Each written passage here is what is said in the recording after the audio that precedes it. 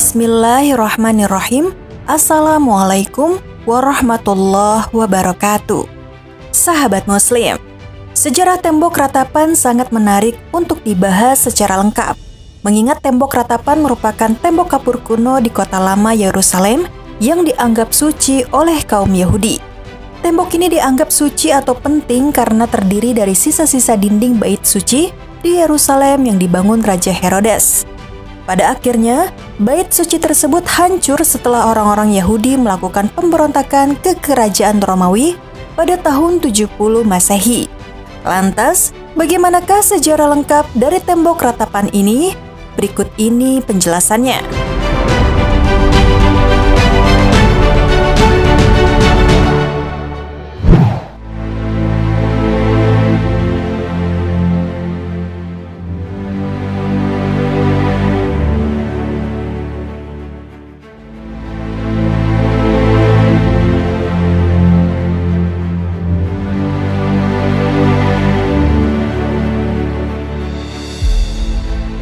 Sahabat Muslim, Yerusalem adalah kota yang suci bagi umat Yahudi, Kristen, dan Islam.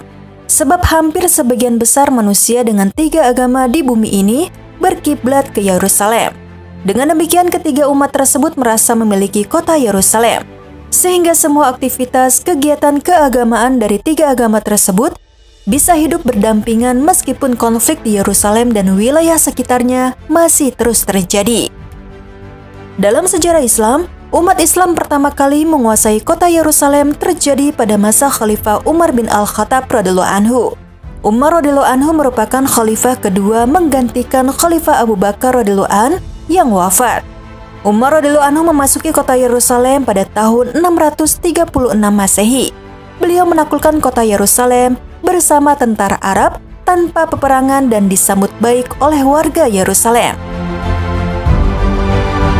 Sang Khalifah kemudian menandatangani kesepakatan dengan Sopronius. Isi perjanjiannya bahwa pemerintahan Islam telah berhasil menaklukkan Yerusalem dan tidak mengubah agama atau keyakinan warga setempat yang telah ada saat itu, serta tidak mengganggu tempat-tempat suci, rumah ibadah, dan rumah-rumah mereka. Penganut agama besar di dunia, Islam, Kristen, dan Yahudi, sangat ingin memiliki kota Yerusalem. Karena itu, Yerusalem memiliki sejarah yang sangat panjang sebagai wilayah yang diperebutkan di antara manusia di muka bumi. Keadaan ini tak mengherankan, karena Yerusalem mempunyai kedudukan penting bagi seluruh umat manusia dan menjadi negeri utama yang berkaitan pada hubungan manusia dengan Tuhan sejak dahulu hingga sekarang. Maka dari itu, semuanya merasa yang paling berhak memiliki kota Yerusalem. Bagi umat Islam, Yerusalem adalah kota suci karena di tempat tersebut terdapat kawasan Old City yang berada di atas Bukit Moria. Di Old City ada 2 masjid besar, yaitu Masjid Al-Aqsa dan Masjid Kubah Batu atau Dome of the Rock. Masjid Al-Aqsa merupakan tempat suci ketiga sesudah Mekah dan Madinah di Arab Saudi. Pada masa awal Islam, Masjid Al-Aqsa menjadi kiblat umat Muslim dan bagi orang-orang Yahudi pun berkiblat ke sana. Terkait dengan keberadaan tempat suci agama Islam, yaitu Masjidil Aqsa, di tempat itulah Nabi Muhammad SAW melakukan Isra dan Miraj dan mendapatkan perintah menjalankan ibadah sholat. Bagi umat Kristen, mereka pun mempunyai sejarah di sana. Di dalam Yerusalem terdapat gereja makam suci Kristus yang menjadi situs penting bagi umat Kristen di seluruh dunia. Situs ini merupakan saksi perjalanan Yesus, kematiannya, penyaliban, dan kebangkitan. Kota Yerusalem merupakan tempat tujuan ziarah bagi umat Kristiani di seluruh dunia. Bagi umat Yahudi, di kawasan Yahudi terdapat tembok ratapan, yang merupakan sisa dari dinding tempat berdirinya bait suci zaman dulu.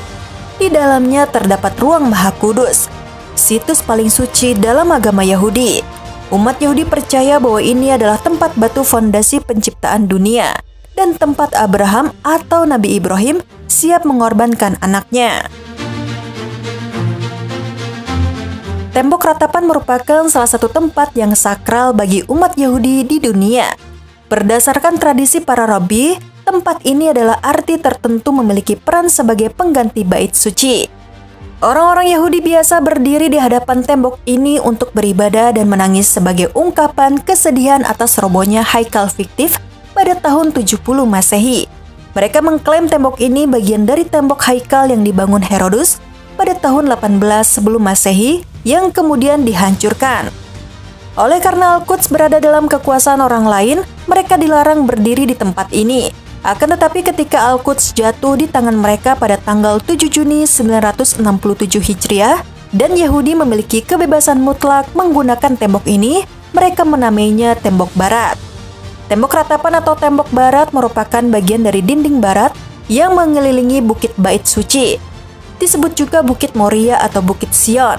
Sementara, kaum muslim menganggap tembok ini sebagai tembok Al-Buraq, tempat Nabi Muhammad SAW mengikat buraq saat melakukan perjalanan Isra dan Miraj. Buraq adalah hewan yang Nabi Muhammad SAW tunggangi ketika malam Isra Miraj, yang menjadi tunggangannya menuju langit ketujuh untuk bertemu dengan Allah Subhanahu wa Ta'ala. Tembok ratapan memiliki panjang sekitar 485 meter, tetapi hanya sebagian kecilnya yang terlihat dari luar. Bagian yang paling sering dikunjungi oleh orang-orang Yahudi adalah bagian selatan, yang memiliki panjang sekitar 60 meter dan tinggi sekitar 19 meter. Tembok itu sendiri terdiri dari 45 batu kuarsa, 28 batu di atas tanah, dan 17 lagi di bawah tanah. 7 tingkat pertama yang tampak adalah dari periode Herodian. Sementara 4 kuarsa selanjutnya yang terdiri dari batu-batu yang lebih kecil, tertanggal dari periode dinasti Muslim Umayyad, abad ke-8. Di atasnya lagi adalah 17 kuarsa berbentuk batu-batu kecil dari periode dinasti Muslim Mamluk, abad ke-13 sampai 16. Bagian tembok itu dibagi menjadi 2 bagian, yaitu bagian untuk laki-laki dan bagian untuk perempuan sesuai dengan tradisi Yahudi. Bagian lain dari tembok dapat dilihat dari terowongan bawah tanah yang dibuka untuk umum pada tahun 1980-an. Kaum Yahudi kemudian mulai berkumpul di depan tembok itu untuk berdoa, dan akhirnya turun-temurun menjadi tradisi. Salah satu tradisi yang dilakukan orang Yahudi di tembok ratapan adalah menulis doa atau permohonan pada selembar kertas dan menyelipkan di celah-celah batu tembok. Kertas-kertas ini biasanya dibersihkan 2 kali setahun oleh pekerja khusus dan dimakamkan di Gunung Zaitun sesuai dengan hukum Yahudi. Tembok ratapan menjadi fitur permanen dalam tradisi Yahudi sekitar tahun 1520.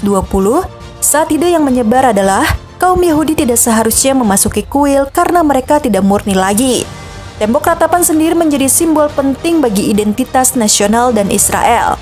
Setiap tahunnya, jutaan orang Yahudi dari seluruh dunia datang ke tembok ini untuk berdoa dan merayakan hari-hari raya mereka. Tembok ratapan juga menjadi tempat bagi gerakan-gerakan sosial dan politik yang berkaitan dengan isu-isu Yahudi.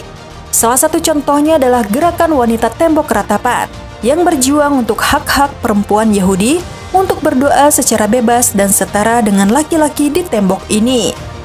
Oleh karenanya, tembok ratapan memiliki nilai sejarah, agama, dan budaya yang sangat tinggi bagi orang-orang Yahudi.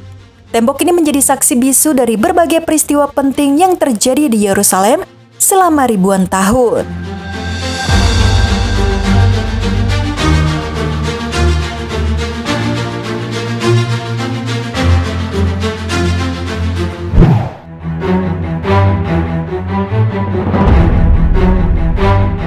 Sahabat Muslim, demikianlah sejarah tembok ratapan, bangunan suci orang Yahudi. Semoga video ini bermanfaat untuk kita semua.